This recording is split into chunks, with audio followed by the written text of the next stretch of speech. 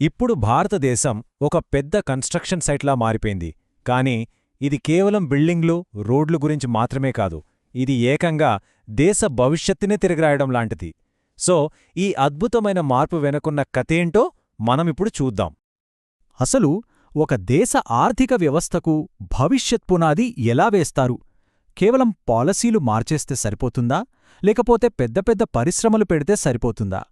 India మాత్రం దీనికి ఒకటే సమాధానమెంచుకుంది. చాలా స్పష్టమైన, చాలా బలమైన సమాధానం. ఏంటో అది? ఆ సమాధానమే ఇన్ఫ్రాస్ట్రక్చర్. అదేనండి, మౌలిక సదుపాయాలు. దేశ వృద్ధికి ఇదే అసలైన ఇంజిన్.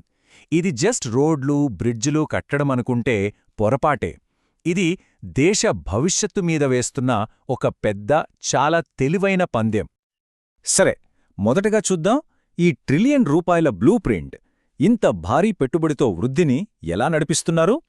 అసలు ఈ మార్పు కోసం ఎంత డబ్బు ఖర్చు పెడుతున్నారో తెలిస్తే నిజంగా ఆశ్చర్యపోతారు. ఇది కేవలం ఓ బడ్జెట్ లెక్క కాదు, ఇది ఒక ఆర్థిక శక్తి ప్రకటన. ఈ ఒక్క నంబర్ చూడండి, 89%. కేవలం 4 ఏళ్లలో, అంటే FY 22 నుంచి FY 26 మధ్యలో ఇన్ఫ్రాస్ట్రక్చర్పై ప్రభుత్వ ఖర్చు ఇంతలా పెరిగిందన్నమాట.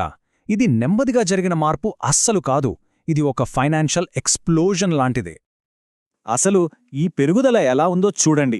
ఫైనాన్షియల్ ఇయర్ 22లో 5.92 లక్షల కోట్లుగా ఉన్న ఖర్చు ఫైనాన్షియల్ ఇయర్ 26 బడ్జెట్కొచ్చేసరికి ఏకంగా 11.21 లక్షల కోట్లకు చేరింది.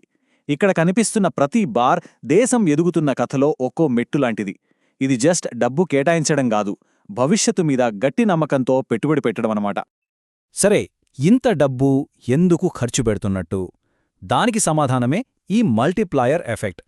సింపుల్గా చెప్పాలంటే, ప్రభుత్వం ఇన్ఫ్రాస్ట్రక్చర్ మీద ₹1 ఖర్చు పెడితే అది ఎకానమీలో ఒక విత్తనం నాటినట్టు. ఆ విత్తనం పెరిగి దాదాపు 2.5 నుంచి 3.5 రూపాయల లాభాన్నిస్తుంది. అంటే మనం పెట్టిన పెట్టుబడి దానికదే ఎన్నో రెట్లు తిరిగి వచ్చేస్తుందన్నమాట. ఇక రెండో పాయింట్, కేవలం పెద్దగా కట్టడం కాదు, తెలివిగా కట్టడం. జస్ట్ డబ్బు ఖర్చు పెట్టడం ముఖ్యం కాదు కదా. అసలైన మార్పు వీళ్ల ఆలోచన విధానంలోనే వచ్చింది. అంటే విడివిడిగా కాకుండా అన్నిటినీ కలిపి ఒక సిస్టంలా ఎలా డెవలప్ చేస్తున్నారో చూద్దాం. ఈ కొత్త స్ట్రాటజీకి ముఖ్యంగా 4 పిల్లర్సున్నాయి. ఒకటి PM గతిశక్తి. ఇది దేశం మొత్తం ఇన్ఫ్రాస్ట్రక్చర్కి ఒక గూగుల్ మ్యాప్స్ లాంటిది. అన్ని ప్రాజెక్టులను ఒకే చోట కలుపుతోంది. రెండోది నేషనల్ లాజిస్టిక్స్ పాలసీ. దీనివల్ల వస్తు రవాణా చాలా స్పీడవుతోంది. ఇక మూడోది ప్రైవేట్ భాగస్వామ్యాలు. నాలుగోది డిజిటల్ ఇన్ఫ్రాస్ట్రక్చర్. ఇవన్నీ ఈ గ్రోత్కే మరింత బలాన్నిస్తున్నాయి. ఈ మార్పుని ఇంకా సింపుల్గా అర్థం చేసుకోవాలంటే, ఇంతకుముందు విడివిడిగా ఇటుకలు పేర్చేవాళ్లం, కాని ఇప్పుడు ఒకదానికొకటి కనెక్ట్ చేస్తూ ఒక బలమైన గోడ కడుతున్నాం. అంటే విడివిడి ప్రాజెక్టుల నుంచి ఇంటిగ్రేటెడ్ నెట్వర్క్ల వైపు షిఫ్ట్ అయ్యాం. ఇప్పుడు ఎఫిషియన్సీ, కనెక్టివిటీ, ఇదే మన మంత్రం. ఇక మూడో విషయం, ఏ నేషన్ ఆన్ ద మూవ్. సరే, ఇంత డబ్బు ఖర్చు పెట్టారు, ఇంత పెద్ద స్ట్రాటజీ వేశారు, మరి గ్రౌండ్ లెవెల్లో రిజల్ట్స్ ఎలా ఉన్నాయి? అసలు ఆ నంబర్స్ ఏం చెప్తున్నాయో చూద్దాం రండి. ఫస్ట్ రైల్వేస్ చూద్దాం. పెట్టుబడి పెరగడంతో కొత్త రైల్వే లైన్ల నిర్మాణం స్పీడ్ ఏకంగా రెట్టింపైంది. దీనివల్ల ఏమవుతుంది? దేశంలో గూడ్స్ ట్రాన్స్పోర్ట్ ఫాస్ట్ అవుతుంది, మనలాంటి వాళ్ల ప్రయాణం కూడా ఈజీ అవుతుంది. అంటే పెట్టుబడి నేరుగా ప్రోగ్రెస్గా మారుతోందన్నమాట. దాదాపు 10 రెట్లు హైస్పీడ్ రోడ్ కారిడార్ల పొడవులో పెరిగిన వేగం ఇది. దీనివల్ల సిటీల మధ్య ప్రయాణ సమయం గంటల తరబడి తగ్గిపోతుంది. ఇది బిజినెస్కి లైఫ్ లైన్ లాంటిది, దేశాన్ని ఇంకా దగ్గర చేస్తుంది. రోడ్లమీదే కాదు, ఆకాశంలో కూడా ఇదే కదా. 2014లో దేశంలో 74 ఎయిర్పోర్ట్లుంటే ఇప్పుడా సంఖ్య 164కి పెరిగింది. అంటే చిన్న చిన్న నగరాలు కూడా ఎయిర్ మ్యాప్లోకొచ్చేశాయి. టూరిజము, బిజినెస్సు రెండూ కొత్త స్థాయికి వెళ్తున్నాయి. ఇక సముద్ర తీరంలోనూ సేమ్ మ్యాజిక్. మన పోర్ట్లు ఇప్పుడు జస్ట్ పెద్దవి అవడమే కాదు, చాలా వేగంగా కూడా పనిచేస్తున్నాయి. ఎక్కువ కార్గో తక్కువ టైంలో హ్యాండిల్ చేస్తున్నాయి. ఇది డబుల్ విక్టరీ లాంటిది. గ్లోబల్ ట్రేడ్లో ఇండియా కాంపిటీటివ్నెస్కి ఇది డైరెక్ట్ బూస్ట్.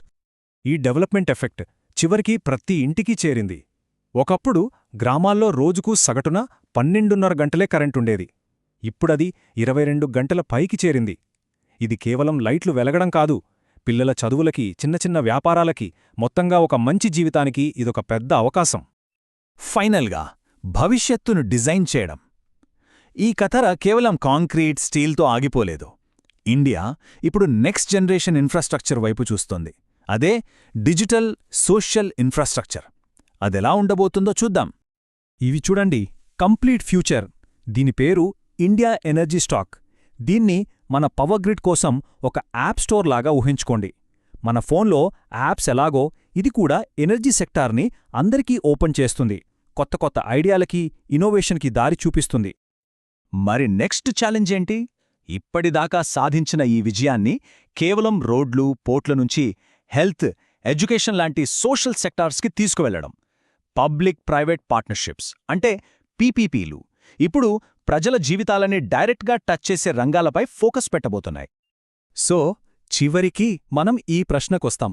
ఇంత బలమైన ఫౌండేషన్ వేశారు కదా, మరి ఇండియా గ్రోత్ స్టోరీలో నెక్స్ట్ చాప్టర్ ఏంటి? పునాది అయితే రెడీగా ఉంది. దానిమీద కట్టబోయే భవనం ఎంత అద్భుతంగా ఉండబోతోందో మనం చూడాలి. బహుశా ఇండియా అసలు కథ ఇప్పుడే మొదలైందేమో.